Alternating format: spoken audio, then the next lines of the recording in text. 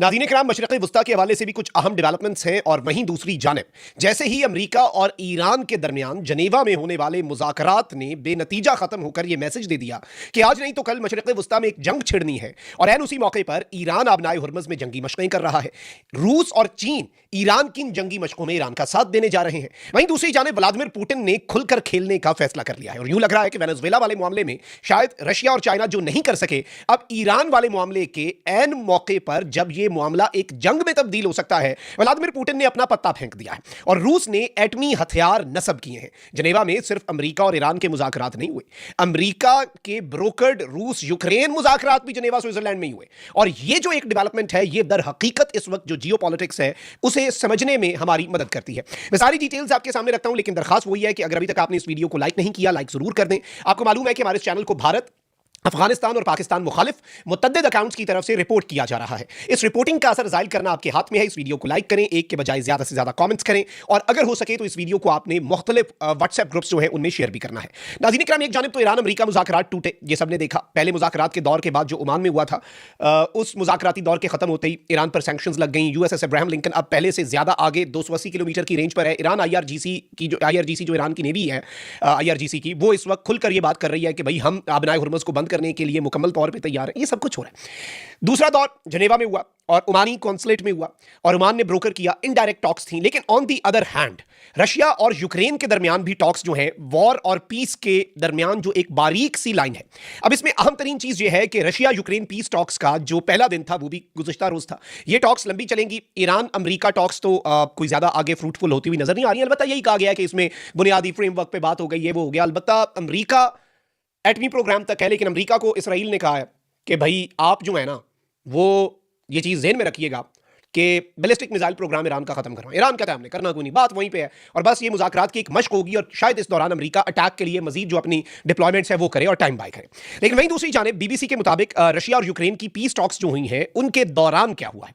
हुआ ये नाज़रीन इकराम के रशिया और यूक्रेन दोनों ने ओवरनाइट स्ट्राइक्स जो है, दे ट्रेडेड स्ट्राइक्स, यानी रशिया ने भी तुन के स्ट्राइक्स की यूक्रेन के ऊपर और यूक्रेन ने भी तुन के स्ट्राइक्स की रशिया के ऊपर। अल जजीरा ने बड़ी दिलचस्प हेडलाइन दी। वो कहते हैं कि missiles fly as tense Russia Ukraine peace talks wrap up day 1 के मिसाइल्स जो हैं वो उड़े हैं दोनों तरफ से। मिसाइल जो हैं जब पीस टॉक्स हो रही थी और टेंस पीस टॉक्स, बड़ी टेंस माहौल के अंदर ये पीस टॉक्स हुई हैं और इस सब के अंदर मैं आपको ये बताऊं कि ये जो अमेरिका के ब्रोकर, ये थर्ड राउंड है टॉक्स का रशिया और यूक्रेन के दरमियान और ये उन थर्ड राउंड्स का डे 1 था। और इस सब के अंदर मैं आपको बता दूं कि जो डेलीगेट्स हैं कौन कौन से मुल्कों के थे जी। यूक्रेन, रशिया और यूनाइटेड स्टेट्स की जो नेशनल सिक्योरिटी और डिफेंस काउंसिल ऑफ यूक्रेन है, ये बेसिकली उसके हवाले से इसमें रशिया भी है, अमेरिका भी है और यूक्रेन भी है।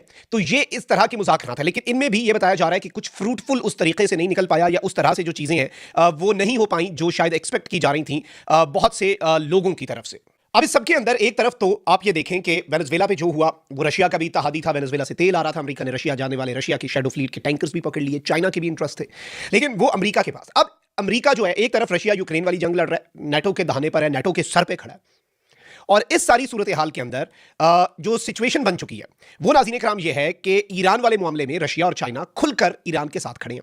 ईरान के साथ आबनाए हुर्मुज़ में जंगी मशक़ें करने जा रहे हैं।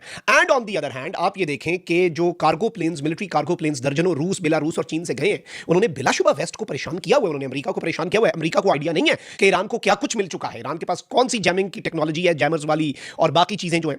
इस सब के अंदर अब खबर आ रही है कि रशिया जो है उसने अपने अनस्टॉपेबल न्यूक्लियर मिसाइल्स जो हैं वो डिप्लॉय कर दिए हैं नेटो के बॉर्डर्स के करीब। ये जो मिसाइल हैं ये न्यूक्लियर वॉरहेड ले जा सकते हैं और ये जो मिसाइल्स हैं ये अनस्टॉपेबल हैं, यानी किसी भी एयर डिफेंस के लिए टू स्टॉप दीज मिसाइल्स ये इम्पॉसिबल होता है। और इस सब के अंदर बेलारूस के एक एग्जाइल्ड ऑपोजिशन लीडर हैं और इन्होंने नेटो को ये वार्निंग जारी किया और इन्होंने नेटो को झंझोड़ा है और यूरोप को झंझोड़ा है कि रशिया अपनी मिलिट्री प्रेजेंस जो है बेलारूस के अंदर, रूस का इत्तेहादी है बेलारूस, ये याद रखिएगा, रूस जो है वो अपनी डिप्लॉयमेंट जो है बेलारूस में बढ़ा रहा है और अब रशियन मिसाइल्स और न्यूक्लियर वेपन्स जो हैं वो नेटो के बॉर्डर्स के करीब रूस मजीद डिप्लॉय करेगा। कहां पर? बेलारूस में।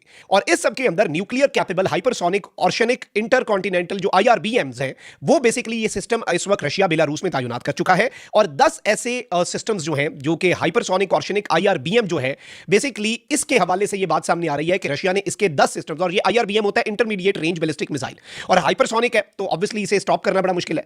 और इससे पहले मैं आपको ये भी बता दूं कि रशिया ने इस 10 ऐसे सिस्टम्स डिप्लॉय करने से पहले रूस अपने एटमी हथियार नेटो के सर पे, यूरोप के सर पे ले आया है। और रशिया ने इससे पहले टैक्टिकल न्यूक्लियर वेपन्स जो हैं वो बेलारूस में इससे पहले भी डिप्लॉय किए हुए थे, और इससे पहले 2023 में, और उसके बाद से ऐसी कंफर्मेशंस आ चुकी हैं।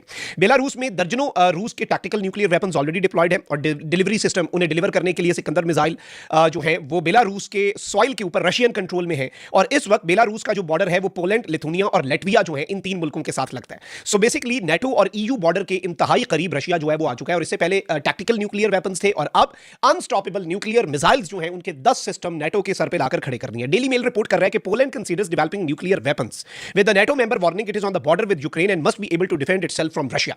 नेटो पर से जो एतमाद है वो कम होता जा रहा है। और पोलैंड ने क्या कहा है? पोलैंड ने कहा है कि हम तो अपने जाती एटमी हथियार बनाने जा रहे हैं, यानी हम अपने जाती न्यूक्लियर वेपन्स जो हैं वो बनाने की तरफ बढ़ेंगे, और हम एक एटमी नेशन बनना चाहते हैं। इससे पहले जरूरत नहीं पड़ी यूरोप के अंदर कितने ममालिक हैं, किनके पास वॉरहेड्स हैं, आप पढ़ें मुट्ठी भर।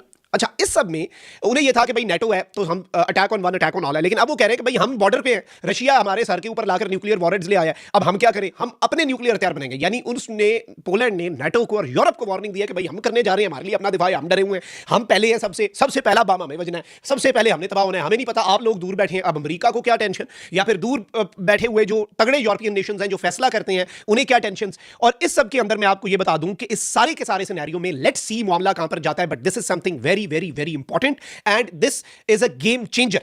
और ये जो रशिया ने मूव किया है एन उस मौके पर जब वेस्ट पूरा ईरान के हवाले से यूनाइटेड है। वेस्ट के आपस में इख्तलाफात होंगे, अमेरिका का यूरोप से इख्तलाफ होगा, ग्रीनलैंड के मामले पे इख्तलाफ होगा, कनाडा और अमेरिका के आपस में फटे होंगे, but when it comes to Iran और जब इसराइल की बात आती है तो फिर पूरे यूरोप का, पूरे वेस्ट का एक ही नैरेटिव होता है। और ये व्लादिमीर पुतिन का जो मूव है, इसने अमेरिका को भी दौड़े लगवाई है कि आप ईरान में कुछ करने जा रहे हैं, यहां पर भी हम कोई एक्टिविटी कर सकते हैं। और यूरोप अपनी एक परेशानी में मुब्तला हो चुका है। इंटरेस्टिंग टाइम्स अहेड, तशवीशनाक टाइम्स जो है वो भी आने जा रहे हैं। हम तो यही दुआ करेंगे अमन हो हर तरफ, मिडिल ईस्ट में, यूरोप में, यूक्रेन में, अमेरिका तक, हर तरफ, चाइना से लेकर हर तरफ अमन होना चाहिए। लेकिन इम्कानात जो हैं वो जंग के और मजीद जंगों के और बड़े कॉन्फ्लिक्ट्स के बढ़ते जा रहे हैं। अपना बहुत ख्याल रखें। लानिक पाकिस्तान जिंदाबाद।